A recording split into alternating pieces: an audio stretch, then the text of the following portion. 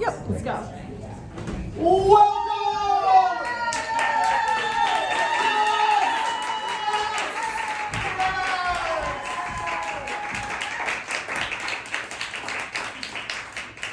So I'm really impressed by everyone who was here for all the drama and is relaxed, enjoying their time. My heart is still like, oh, but I'm really happy to see everyone. I'm Christine Stoddard.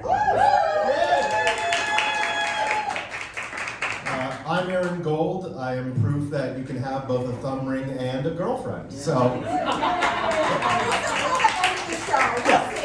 we'll see. Let's just jump right into it right now. Because we have to. Please give it up for Yoshiko Watson. Oh, what's up? Happy Father's Day. Okay, wait, clap if you're a dad. Oh my God, give it up for them. Yeah. Yeah, I was with my dad today. Whatever, I'll shut up and tell jokes about my upbringing. I Japanese and from Ohio. There's like no Asians there. So in like 5th grade, our school acquired another one. I was so excited. I said hi. He literally said, I'm Korean and I hate Japanese people because they destroyed my homeland. That's what he said. I told my mom about it, but she was just like, he's right, you should apologize. I'm kind of fancy now though. I went to this party recently. I talked to this Harvard grad. Wow. Yeah, I talked to her like for a while because no one else wanted to. It was kind of crazy. I was like, this woman has like 50 bajillion brain cells and she's devoting all of them to telling me about her gluten intolerance. But yeah. Whatever, yeah, you're good. I feel like at the Late Show I'd be like, shut up, this is comedy, but you're fine. I have, whatever. I've been on some stupid diets though. I think about that now when I get like mean comments online. I'll think about that. I'll be like, hey, you don't get to make me feel bad, right? I make me feel bad. Huh? I have Googled the calories in cinnamon. You amateur. I did go to therapy. My favorite therapist was Russian. Okay, true story. I went once and she sent me away like, you have no problems. I highly recommend it. I was like, hell yeah, I have no problems. Wow. No, I went to therapy. The funnest part, okay, it was about like 3 months in, my therapist mispronounced a word. Oh my God, just that one split second where I was like, haha, the jig is up, Cheryl, you're a moron. I don't have to do anything. It's heroin week, Cheryl. Just kidding. I'm pretty healthy now, but I had this strong Midwestern urge when it was like really warm out to have a Bud Light Lime. Those are so good. I want to try to be a copywriter for that. Bud Light Lime. Lime tastes like you just watch your kids jump off the porch, but they're going to be fine, you know? It's a comforting flavor.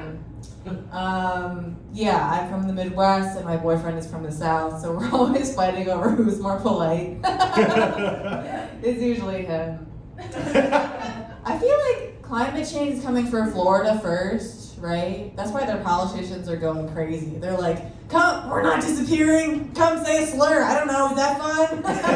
Yes, we will never surrender to the woke ocean. But they will.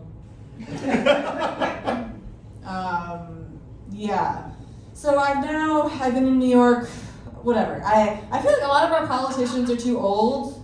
But millennials are too tired to run, a lot of us. So, I don't know, I'm gonna vote for Gen Z, I'll do it.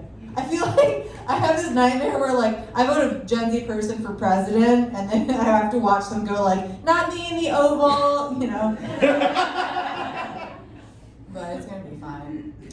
So yeah, I've been in New York. I work around here in Midtown, and it's not as glamorous as I thought. I eat a lot of wet sandwiches. Does that make sense? It's the only affordable lunch around here. It's from Dwayne Reed.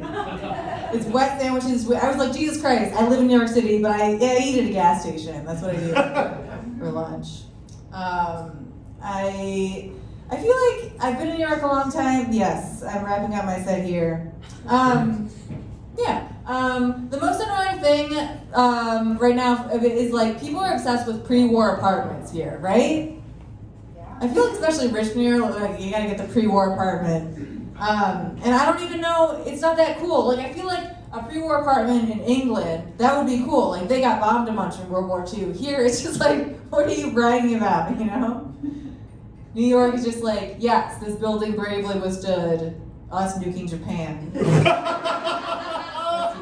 All right, oh my God, give it up for Aaron.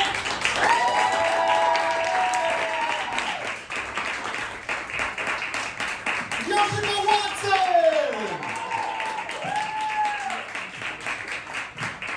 Have to pick this thing up. All right, next we have Clay Horowitz, the young, the adorable, the charming. Look at him!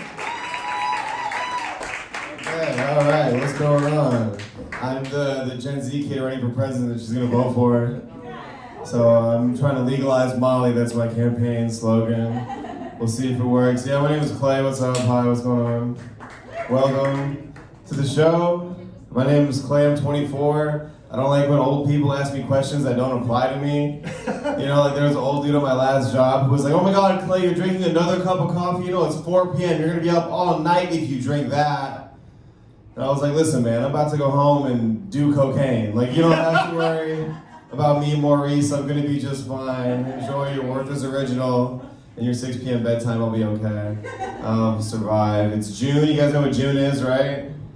Pride Month, yeah, it's Pride Month. So I get to participate in my favorite activity, which you can only do in the month of June. So when you go to the bar, find a real like masculine looking like frat boy type of guy, and be like, yo, let me buy you a shot. And he's like, oh, okay, sure. And then I'll be like, okay, 2 shots. So bring him over and be like, all right, this one's for you, bro. We take a shot together. And I'll be like, oh, thanks, dog, I appreciate it. I'm like, of course, enjoy your month. And then just walk away. And he's like, whoa. But it's too late. He already took the shot, you know, and then 3 gay dudes will run up to him and be like, do you want another? And then his whole night changed. It's a lot of fun. And he'll just go home confused and shit, like, I'm not hating or anything, but damn, should I have posted that Frank Ocean song on my Instagram story? I don't know what happened. Very strange time. I'm a straight white man. Woo! We don't have to, that's scary, honestly. I feel like when people clap for that, it makes me want to go home. It's not good. But it's like, I don't know, I feel my life is pretty easy. I don't really have to deal with any hardships. It's kind of nice. Like, some people get weird when I say that, but it's true. Like, I don't have to deal with like any problems in America. It's pretty chill for me. Like, I don't have to deal with like racism. I don't have to deal with sexism. Like, the closest I ever got to discrimination is when I wore a red shirt in a Target. It hurt, man. It really did. You know? Everyone's coming up to me and shit, pointing at me, asking me questions. I'm like, yo, it's not about what's on me, it's about what's in me, god damn it. And they were like, look at you, man, look at the way you look. Okay, you're in Target, wearing a red shirt and no pants. You know, leave immediately. I was like, oh, fucking sticklers, am I right? Big businesses trying to ruin us, destroy us and shit. Now I'm banned from Target, whatever. I didn't even like them. They're not cool. I don't fuck with them. Yeah, I'm a straight man, and I know that. I know that I'm a straight man because I kissed a dude one time. Did not fuck with it. I didn't really like it, you know, because you kiss a woman, her lips are very like soft and nice and supple, you know. You kiss a dude, it feels like you're kissing the outside of a pineapple, just prickly and pointy and shit. No, I felt like Gordon Ramsay. I was like, where's the flavor? I wanted to taste some cherry chapstick, not a Marlboro Red. This is disgusting. I'm not a fan. I was like, immediately after I did it, I was like, you know what? I think I made a mistake. I don't think this is for me. Sorry if I led you on. I think this was, you know, I think we should just go our separate ways. You can just go back to giving me head. And we had a great time. Oh man, yeah. Father's Day, 6 p.m. Someone has got to do it. Someone had to start it off, bro. I don't know. It had to be done. I did that. I was in the UK doing some jokes, and I did that joke, and then a lady came up to me afterwards and was like, oh my god, brilliant, said brilliant. I was like, no, it wasn't. Like, that is not. It was therapy-inducing at best, but it was not that. They don't even have real problems in the UK. I didn't realize it. It's like not a real place. Like, it's kind of just like a fairyland. Like, they run around and just enjoy themselves. Like, they had an intercom in the tube, which is like the subway for British nerds, and they were going around, and they came over the intercom and were like, excuse me, everyone, please stop rollerblading in the train station. You know who you are.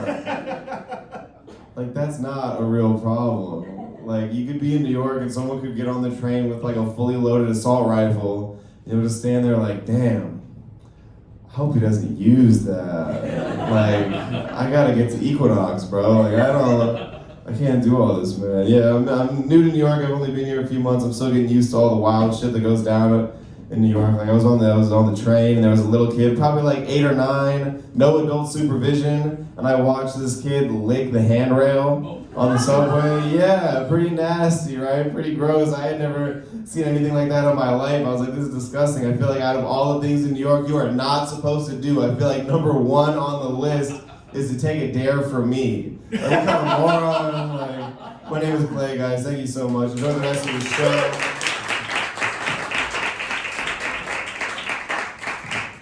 Tag team here. All right, next we have the lovely Jenny Pisani from Staten Island. Hi everyone. Hi, my name is Jenny. So I am from Staten Island, and there's a joke just in that.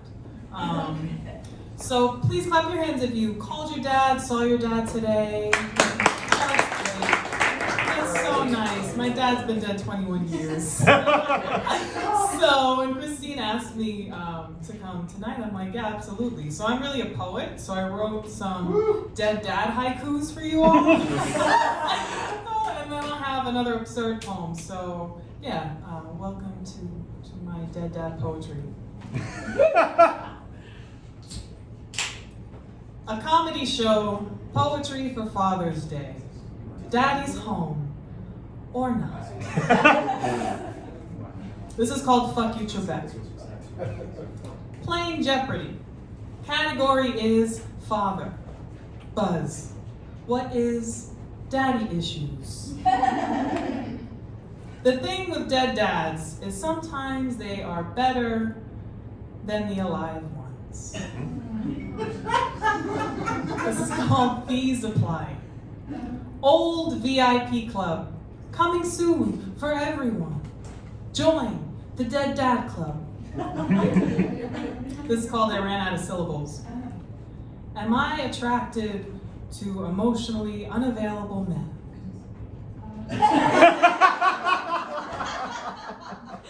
This is called some Shakespeare shit.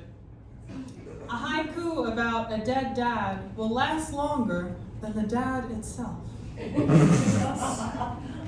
Last haiku. This is called Harsh Truth. I look just like my dad, by the way. Or did. A daughter who looks like her father might mean that she looks like a man. Thank you.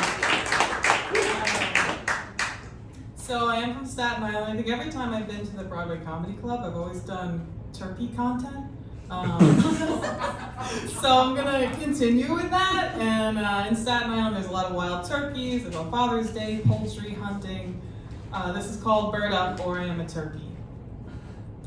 People always got me all wrong. My thighs, my strut, my awkward bigness. Well, gobble, gobble, cluck, cluck, those fucks are wrong. Everyone assumes I can't fly, that I just waddle around like some chicken shit. Little do you know, me and my flock, we can clock up to 18 miles per hour on foot and up to 50 miles per hour in flight. Bitch, I got my flying wings on and the whole coastline is mine. All these other birds underestimate me, but these talons are sharp as a motherfucker. And yeah, I may gobble, but these claws will slice you. You know, tom turkeys aren't the only ones that swagger, flap their tails and woo bitches, hen strut too. Look at all these whack-ass birds in my rear view, but bitch, my eyes are only on the horizon, and for all my toughness and loud gobbling and clucking, I do rub me right and I'll purr too. Bro, Ben Franklin called me the bird of courage. I guess I've always been brave, made big to take up space, full of all this ancestral dinosaur blood, gobble, gobble, cluck, cluck.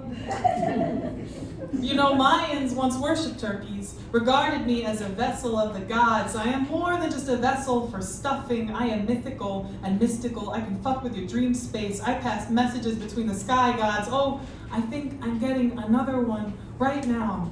Listen. Thank you all so much.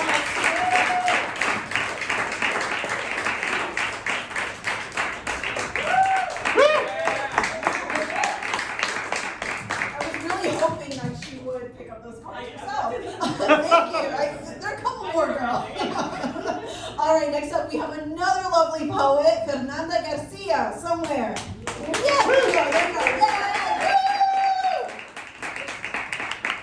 Not listen, I can't see with all these lights. How's everyone doing tonight? Woo! Woo! I'm from Texas. Yeah, I was raised there when I got there when I was 4. And it's funny because a lot of people here in New York don't think I'm Mexican for some reason.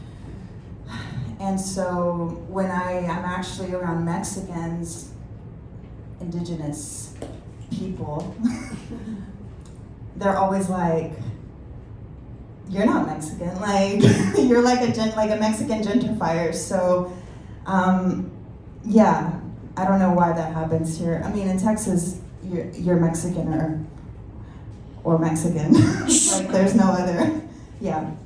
I wrote a poem, and I also have some comedy. So yeah, I'll share with you guys my daddy issues. Once upon a time, lived a young girl in a hood ratchet apartment with her parents, of course. This girl was 8 years old. Every Christmas, the girl desired for Santa to bring her a lot of porcelain dolls. The young girl was obsessed with the fragility of these dolls. She wanted to have a room filled with them. Her own bedroom, not a shared bedroom with her parents. The girl never got the dolls. Instead, she got plastic dolls that her parents would buy at the dollar store. And they were saving up to buy a house. She finally had some privacy when they got the house. She thought she would steal pictures from the photo album that her mom had in her, living room, and she would scratch her dad's face off until it was white. And she'd think that her dad would just disappear, like that would make her dad just disappear. And then that's when I realized that I had some real daddy issues. And I was really, really young. So yeah, now I can, yeah. So yeah, I don't trust men. But come on, let's face it, the people with the real issues are the people with mommy issues, right? Yeah. They don't trust anyone. My dad was my first toxic friend. He would disappear for a few months, come back when he felt guilty, and then get me in trouble with my mom because he couldn't, yeah, he couldn't deal with my mom. So yeah. I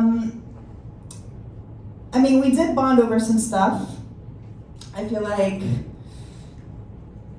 I had empathy with him. He was like a child, so I just felt like I could, I'd be like, oh, like, yeah, you'll grow, at some point, like, yeah, that never happened. I went back home to Texas for like 10 months, about a year ago, and then I came back to New York.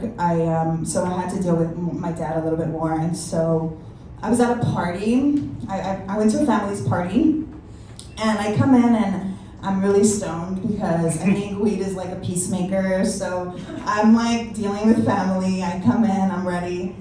And so I come to the back, I sit down, I obviously don't see that he's sitting right next to me, and he's like, hey, like, why would you come in looking like that? And I was like, are you checking me out? Like, like my mom passed away 10 years ago, I'm still your daughter, bro. Like, yeah, creepy. That's pretty much it, yeah. Thank you so much.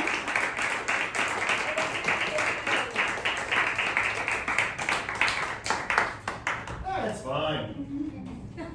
Give it up for Fernando Garcia! Oh my God, it wasn't fun. All right, now that the mic stand is nice and tall, I think that's perfect for our next guest, Heather Harrison! Oh, thank you so much. Yay! I was like, I'm not tall. And that was the joke. Shout out to all the daddies. Happy Father's Day. Not to make it about my dad, but he was born in Texas, from Texas. As am I, and that will inform all my jokes.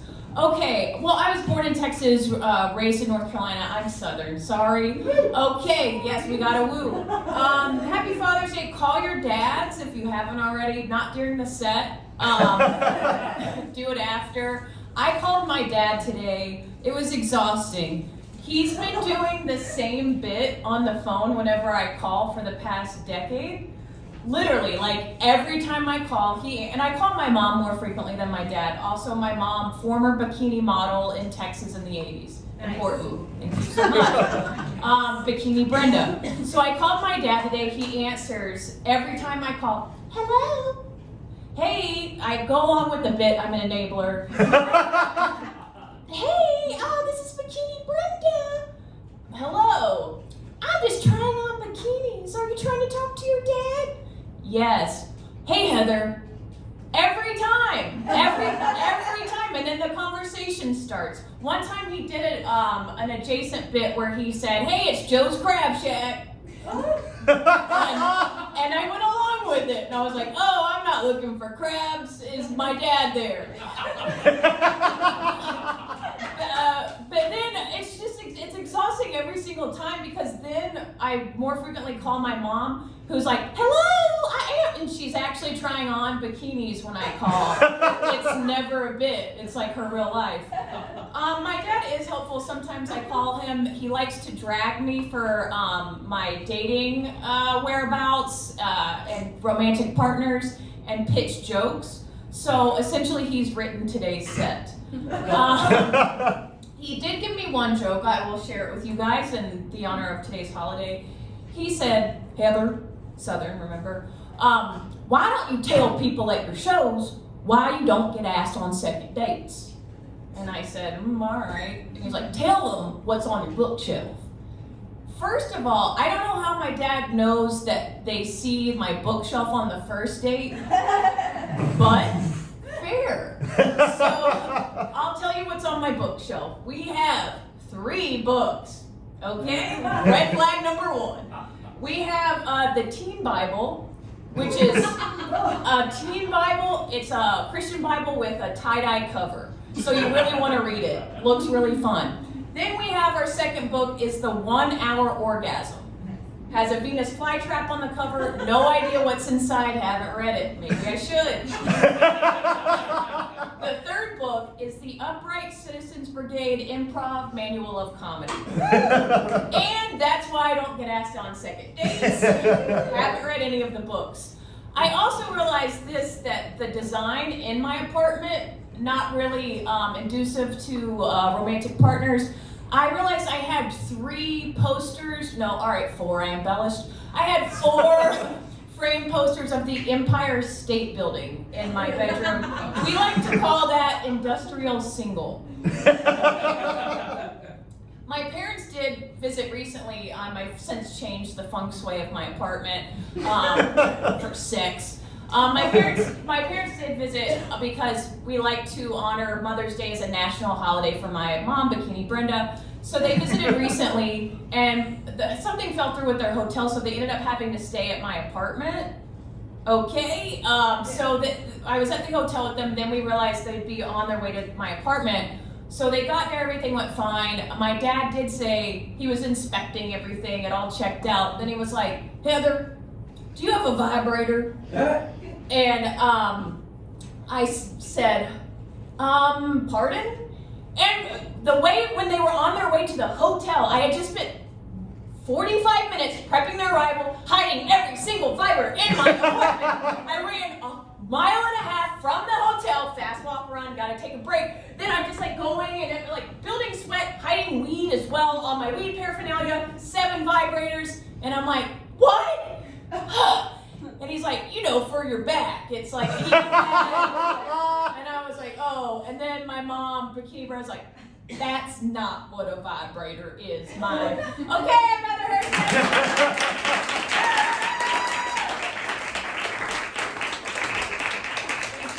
Next up we have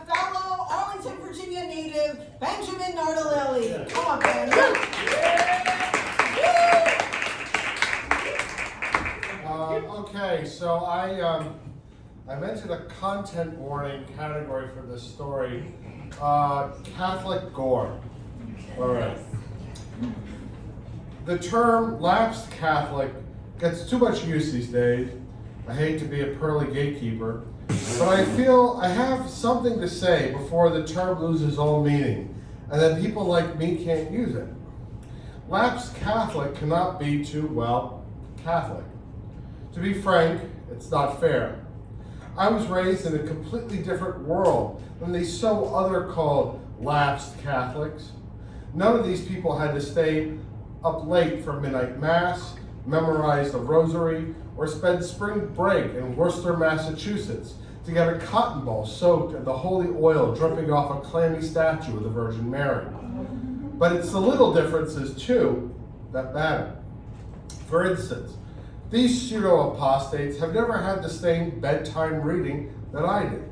One particular bad book was called The Testament of a Tree. Hardly anyone seems to have heard of it, but when I mention The Testament of a Tree to my support group, their heads all bow like we were back at Mass, and then they start to shudder like a bunch of holy rollers. Protestants. Even when I was a believer, I hated the story and its author, Sister Joseph Bernadette O'Malley, a member of the Oblate Missionary Sisters of the Seamless Robe of Christ. My father, Aloysius Nardalili, insisted that he read it to us at least once a week.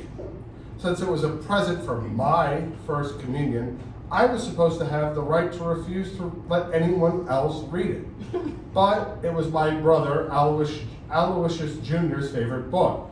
So I had to listen to it, dreading those opening words.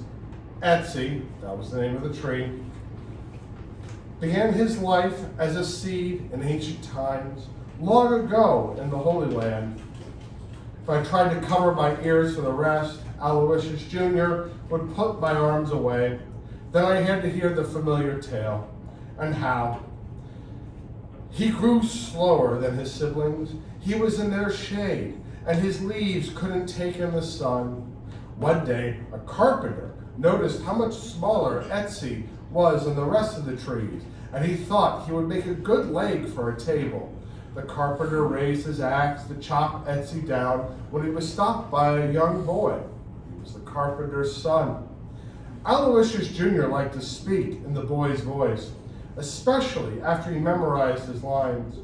"Oh, please, Father," he said, "spare this sapling. Such a small tree deserves a chance to grow. One day he will be good enough for better things." Well, that was enough to convince the carpenter to leave Etsy alone. So Etsy grew, and soon he was just as tall as the other trees. After a couple of years, the cedars of Lebanon must be a precocious lot. Sister Joseph Bernadette even depicted this as a happy time for Etsy.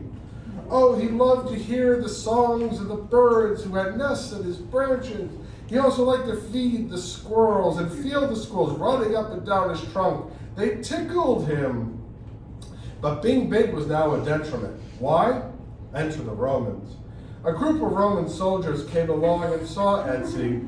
"It's good enough," one of them said to the others, and they all agreed. They took out their axes and chopped poor Etsy down. The soldiers then chopped off the leaves, the branches, and the roots. Soon, Etsy was just a pile of wood.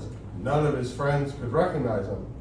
Now, I'm not sure how Etsy maintained his consciousness, but the story told us the former tree was completely aware of everything that happened to him.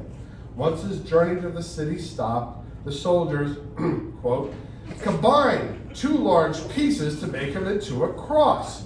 And they took a smaller piece to write INRI, or INBI for Greek, and attached it to the top. Near the bottom, they turned another part of Etsy into a Suppidineum, which any good Catholic or otherwise will tell you is a footrest. All through this ordeal, Etsy was scared, alone, and in pain. He thought no one could understand what he was going through. That all changed when the soldiers brought a man out to him. His robe had been taken from him, and he had a crown made of thorns on his head. Etsy looked at the eyes and realized who it was. It was the boy, the one who had saved him from the carpenter's axe. At this point during the story, I would try to convince my father I was too asleep to make reading the testament of a tree worthwhile for my spiritual edification. It never worked.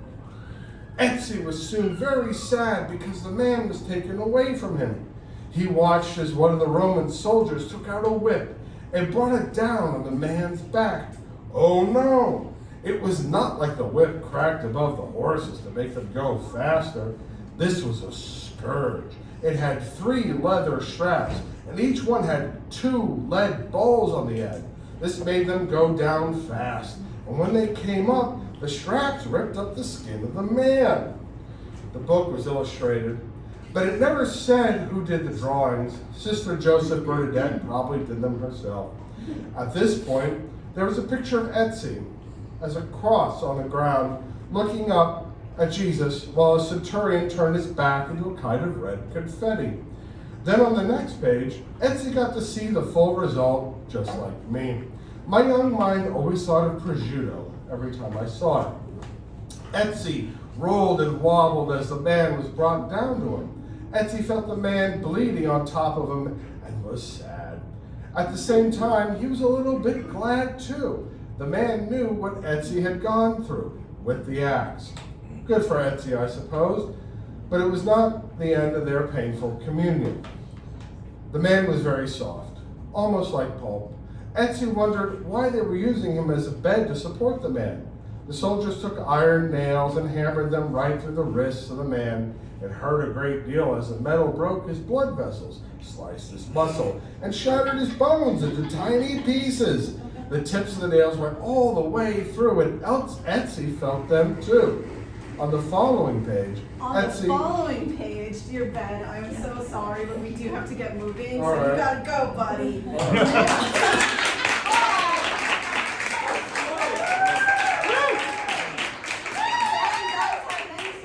Literary journals, books, etc. Find him. He has a website. Read his work online and in paper. And next up is a guy you all know and have seen, and you love him, and he's huge, Aaron Gold. It's me, the huge one. Give it up really quick for Ben and the fact that his dad is named Aloysius Nardolilli. Amazing! I'm so my father's name is Larry Wayne Gold. Not Lawrence. On the birth certificate, it says Larry Wayne. All right, I want to just paint a picture of my father real quick. Close your eyes. Imagine a 70-something, balding, Jewish nerd. Done. I promise you, you're in 80% correct territory. I feel very bad for my father because he's had to deal with me his whole life.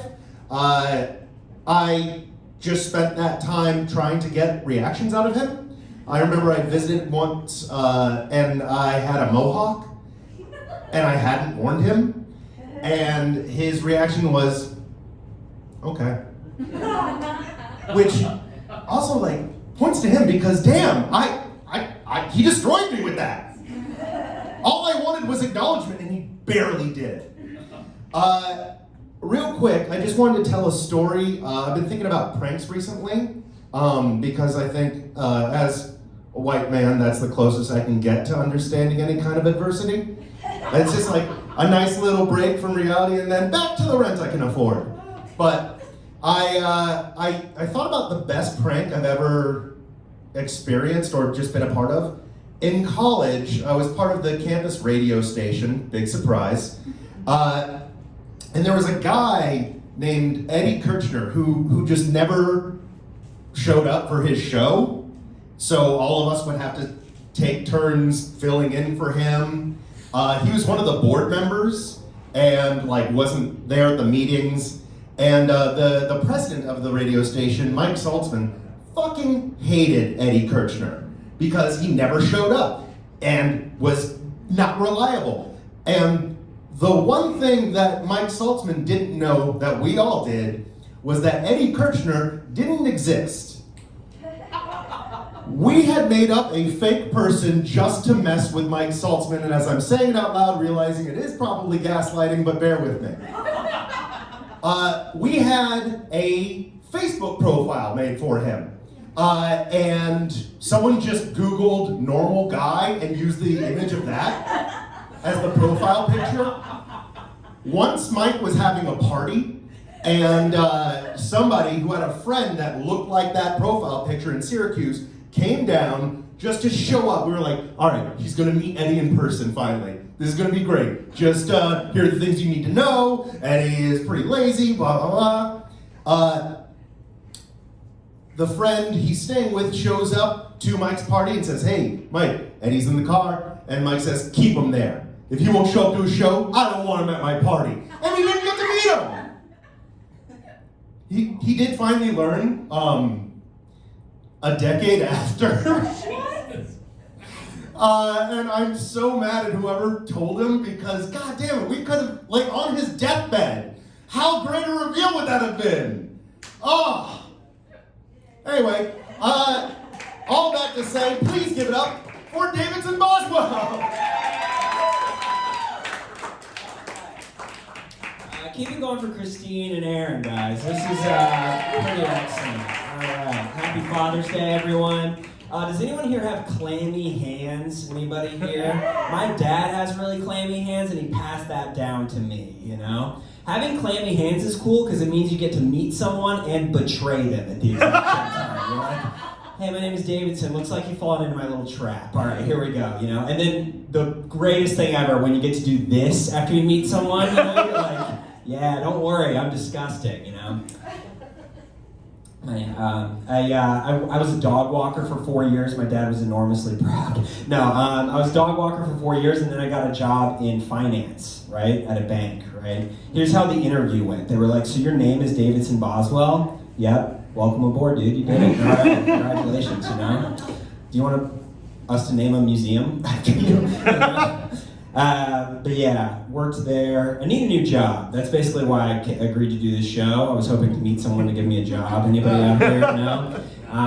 What I do is I give tours for a living, and right now I give tours of the 9/11 Memorial. That's what I do. I describe 9/11 for a living. And let me tell you, it has ruined my ability to make small talk. You know? You guys know who no one wants at the party? The guy who knows a lot about 9/11, you know what I mean? It's not the vibe, right? Trying to make small talk, they're like, wow, what kind of wine is this? I'm like, I don't know, what kind of missile hit the Pentagon? You know what I mean? Who knows, you know? It's weird, like families bring their kids to the 9/11 memorial, like little kids, you know? How do you describe 9/11 to like a 4-year-old, right? You can't be like, here comes the plane, you know? Here comes the other plane, you know? Oh no, this plane didn't make it. It fell on the ground. Okay. And that's the story of 9/11. All right. Some of you are furious. That's good. Excellent. What else do I want to talk? Yeah, okay, so very happily have a girlfriend now. Dating in New York is horrible. For anybody who's experienced it, it's really bad. And here's the thing, even if it does go well, right, like you go back and you sleep with your date, right, that person is going to have at least 4 roommates, right, you know what I mean? And inevitably you're going to have to use the bathroom, right, in this foreign land, you know? This happened to me one time. I was like, you know, we hooked up. I went to the bathroom, I'm completely naked, peeing in the dark, you know what I mean? And one of her roommates knocks on the door, you know? And I went full on Mrs. Doubtfire, right? I was just like, hello, you know? Someone's in here. Put the shaving cream on my face, run, you know? And even if you bring a girl back to your place, right? By the time you blow up the mattress, you're exhausted, you know what I mean? 5,000 blows, you know what I mean? She deserves, you know, it's exhausting, like I said. How are the pina coladas here, by the way? Are they pretty good? Yeah, that's what I figured. All right. Pina colada in a cold room, cold, dark room, just exactly how they were intended to be drinking. Yeah. Jimmy Buffett, though, right? What could be more Father's Day than a pina colada, you know? All right, sorry. Yeah. else did I want? Oh yeah, another thing I do, another tour I give is the Natural History Museum. If anybody wants to take a tour, I gave a tour of the Natural History Museum to a bunch of creationists the other week, like people that don't believe in evolution, right? And that was the easiest tour I've ever given in my life. All right. When we got to the dinosaurs, I was just like, look at all this bullshit. And I'm like, anyone believes this, you know? Hey, I don't know about you, but I come from a fucking monkey up top. Come on, bam, you know what I mean? Hit me, you know? They're from Texas, Heather. All right. Cool. Keep it going for them, and keep it going for pina coladas, and have a great Father's Day, everybody. Yay! Okay, next up, we have a cute little sketch with Meredith Binder, Christine Snow, and Aaron Gold, but he won't be on stage. Yay! Give it up for these ladies. Thank you, Christine. We're going to yell instead of using a mic. So much running. Okay. Can you hear me? Yes! All right. This is ridiculous. Standing out on a day like today, it's treacherous. Do you see those waves? So choppy. That's what you gotta do if we want to see them. I know, but I don't like hearing that. Hey, could you keep a watch out there? Oh, God. We have to watch ourselves in this territory now. Maybe we should head back to port. I'm afraid we might enter a tsunami. Too late now. Do you think we stand a chance? I don't know. I hope so. Oh God, what's a mother to do? Grin and bear it and listen to our kids and don't say nothing. Be a bobblehead. Mm-hmm. That's a fine how do you do. That ain't a relationship. It's kowtowing, I tell you. Hey, no choice. Walk the plank, don't rock the boat. I heard it all. Yeah, I ain't doing nothing, just steering in bad weather. And trouble. Enter at your own risk, eh, mate? I've been hearing about a risk forever, from my kids, from my grandboy. What are they waiting for? The kid will be 40, for God's sakes. And you can't ask them, can't ask when, God forbid, they want to be different, not bow to tradition. I have a good mind to do it myself. Oh my God, don't you dare. Who do you think you are? Archie Bunker? That's a baptism. You can't tell these kids anything. They know it all. They come back at you with some snarky comment. You can't even tell them the sky is blue. They take issue with every little thing. The sky ain't blue, Betty. Look out yonder. Yeah, I know that. It's not what I meant. I know what you meant. They are despots, I tell you. One false move, execution. They grow up and marry, and then they think they know who they are and all that. We change their diapers. Uh-huh. You know them better than anyone. Simple things like the sky is blue. It could be anything so innocent as that. Okay, you're ruminating. Okay, go with the flow. Don't say the sky is blue. They have their own views. It's not fair skies, you know. I mean, I've been dunked in the sea a few times already. We're just mothers-in-law. Mm-hmm. Yep. Oh, shut that thing off. Oh, Turn it God. off. Turn it off. Turn it off. Yeah, well, just don't talk about that, okay? Okay. Tell me about it. God, every little thing. We're losing control of the ship. Helmate, damn the torpedoes. What next? Oh, it's looking pretty good to me. Just hold your waters. It's not time to panic. Look at us stuck in the middle between our parents and them. Sandwiches crushed. What about our rights? Oh, no, we never had any. Our parents, they wielded guilt and obligation. They were masters of their own ships. That way, or walk the plank. You accept it. I hate it. Well, you want to see them, there's rules we gotta follow. Rules. There's nothing we wouldn't do for them. Yeah, our parents didn't care how they came off at all. It wasn't in their radar, not in their wheelhouse, no way, no how. It was a different generation, okay? We got to accept that. Phooey to that. So you're saying we can't be real anywhere? That's not a genuine relationship. Okay, let's just stay seaworthy and not head for the shoals. Betty, look! Out there, a ship. Oh my God! The Coast Guard. Look at that! Oh my They God. must have come to rescue us. Is that them? Yes, it's them. Oh my God. Can we communicate with them? Try. Oh, really? It's a ship. Oh my God! It's really you! It's really you! What a surprise! We've come to smooth out the waters for you. Oh my God! We're just trying to stay afloat and not capsize. You know, we don't want to get you into danger. And we don't mean to make you feel inadequate or that we're bossing you around. We love you. We're seaworthy. We can take care of ourselves. Could have fooled us. You want everything your own way, and they sound like demands. Well, your way is no longer our way. We're adults. Oh, jeez. No, you're too sensitive. And you take everything personally when we rebel. And then we keep having this conversation over and over. Huh? Now who's too sensitive, huh? Okay, we'll back off. Just watch your steering. Don't crash into us. Give us space. Well, just live and let live. One of your expressions. We're speaking your language, but we're also speaking our truths. Trouble is, you guys get bent out of shape when you don't like what we have to say. Let's try to get to solid ground and meet in the middle. Okay, where's that? Point us in the right direction with your compass. All right, don't be so intense. It's annoying. Sorry. We thought we were enthusiastic and loving. Yeah. It'll all work. Just be calm. Focus and try to roll with the waves. We want you in our lives. We want you to see the kids. We miss our grandchildren. Yes! It's just that you have to understand we have our own lives. We just need to breathe. You forgot how stressful it is. Work pressures, kids, finances, we're overwhelmed. So bear with us. We don't hold grudges. We're too busy. Okay. Yeah. Okay, good. Because we do have our own concerns, and seas got harder to navigate when you brought up your families. Okay.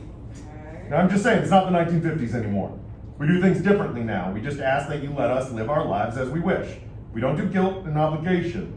Sorry you had to with your folks, but that's not our thing. You mean it will be blue skies from here on? Okay, don't say that. Hey, the sun just came out. Well, look at that. And look, the ocean, it looks like glass. Can you take it from here? Certainly, we got this. Okay, so meet us back at the port. Follow our lead in case you get in trouble. Come on, hurry. Don't Let's go. lose us. Well, we won't. We love you. Love you too. So, we're cool? It'll be different from here on in? Yes. See you back at the shore. Thank you, son. Yes, thank you, son. Come on, let's go. Ship ahoy. We love you.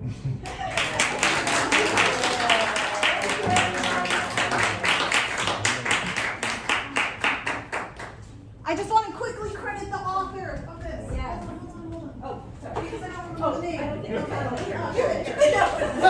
I don't want to get in trouble. Okay, the name of the sketch is Shape Up or Ship Out by Gloria Schramm. Yay! Yay! Speaking of Gloria Schramm, give it up for Catherine Fabroni!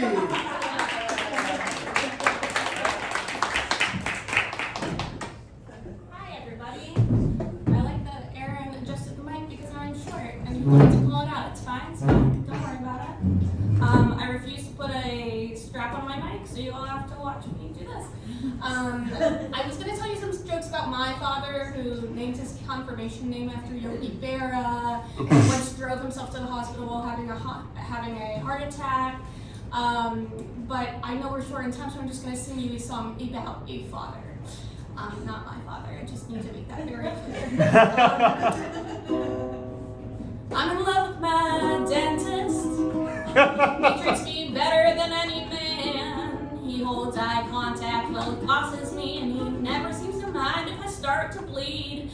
I'm in love with my dentist. He actually cares what I say when he asks how I am. Once I said I was fine, but he didn't believe me. So that man asked me a second time, so I love him. Ooh, I love him. Drill me, thrill me, fill my every cavity. Drill me, my sexy dentist man. I'm in love with my dentist. He noticed that I grind my teeth, so he fitted me for a night guard. That's the most romantic thing anyone's ever done for me. I'm in love with my dentist. During cleanings, he holds me close against his abs, and you might think that's strange, but I think it means he's very good at aftercare. So ooh, I love him. Thrill me, fill my every cavity. Thrill me, my sexy dentist man. And I know he could be with anybody with United Healthcare. He's into the same weird shit I'm into. And honestly, I think he really is, because like, who would choose to be a dentist? A profession where you stick your hands in strangers' teeth and they bite you and they bleed on you and they cry. It wasn't like a sex thing or a serial killer thing. Huh.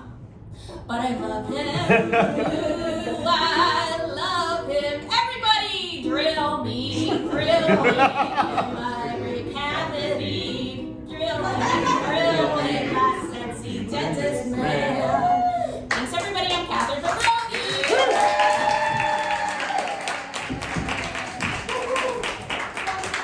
And now another lovely poet, Christine Slunts. Woo!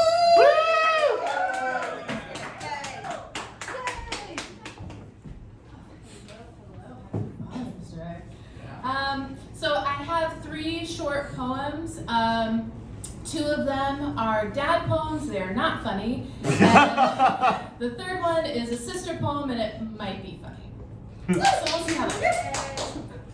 And I don't think I've performed these in person yet, live. So we'll see how it goes.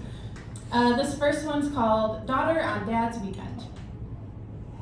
Once, tipsy, you rehashed the story.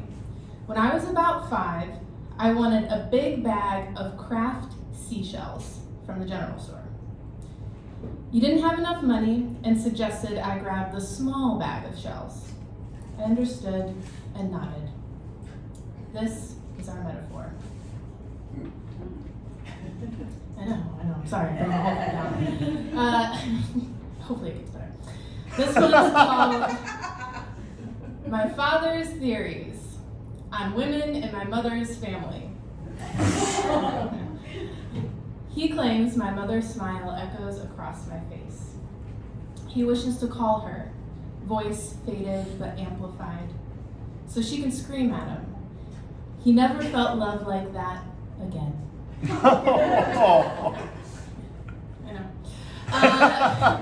So this last poem, it's very short, and it was a very divisive poem in my family when I performed it, and it got back to them. There was a big fight in my immediate family. My brothers took sides. My father refused to take a side. My stepsister unfollowed me from Instagram, but not on Facebook, which I was like, if you're gonna do it, commit, you know? But anyways, now it's just an inside joke that we constantly retell. So, to my selfish, self-serving, spiteful stepsister, fuck your cucumber sandwiches. That's it. Thank you so much, Christina Susan.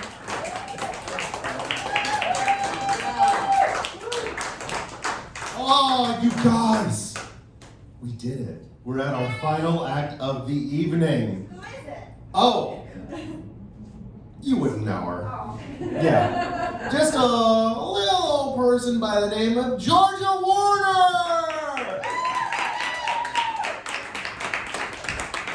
She is right up here. This character is not a father, but does have fatherly energy. this is how it works. All right.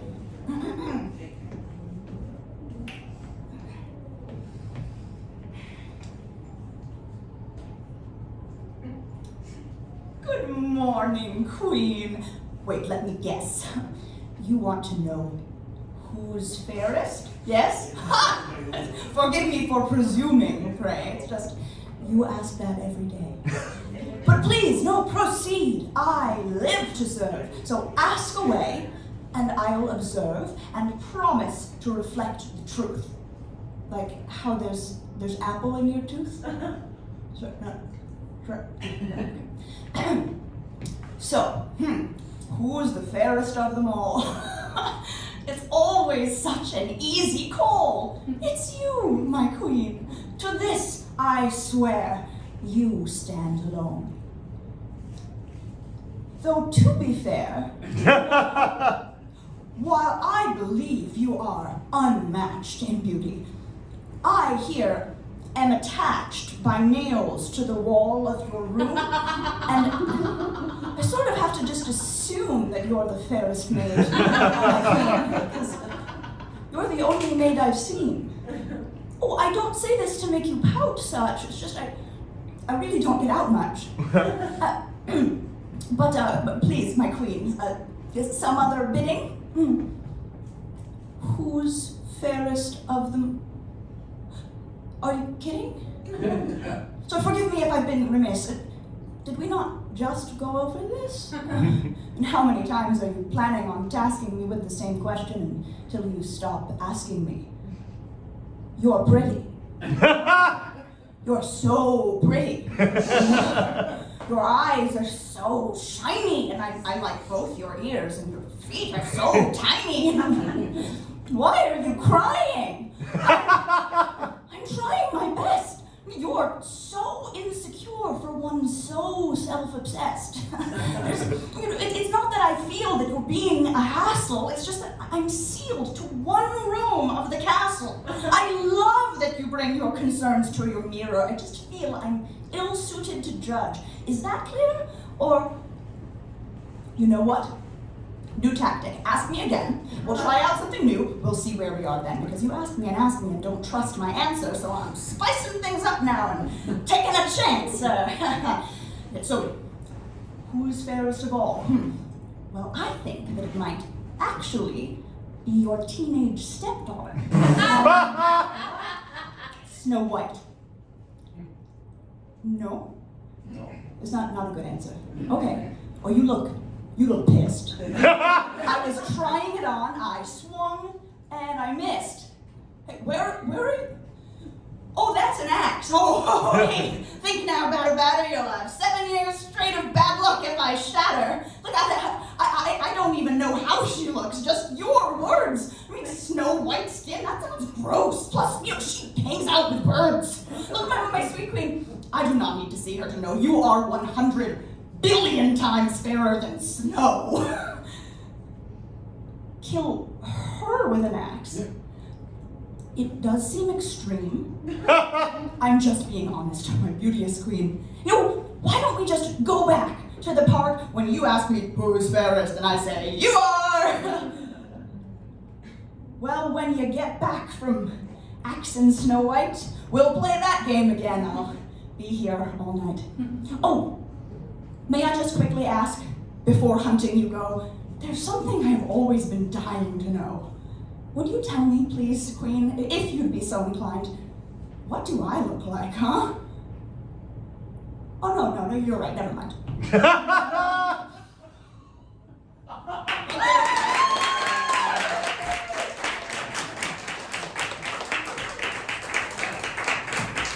that is our show! Thank you all for spending Father's Day with us. And I guess stick around for the next show. I can tell you it's run by someone who is very mad. on a lighter note, because I'm still sweating over that whole encounter, Quail Tales is going to be playing at the Players Theater on Saturday. We're going to be in Art Bitch's Magical Studio. It's going to be very trippy. Hope to see you Saturday, 9:30 p.m. Aaron's going to be calling in as Uncle Cornelius. I'm Art Bitch, and there's some other fantastic people here who will be in the show. And before that, if you're free around 6 o'clock, go to the Magnet Theater for You Are Not Alone, an uplifting show about depression. That one's me. Thank you all so much for being here. Also, thank you to Robert, who is not in the room, but make sure you tip. There he is. Make sure you tip him so well. He's a wonderful father on this Father's Day.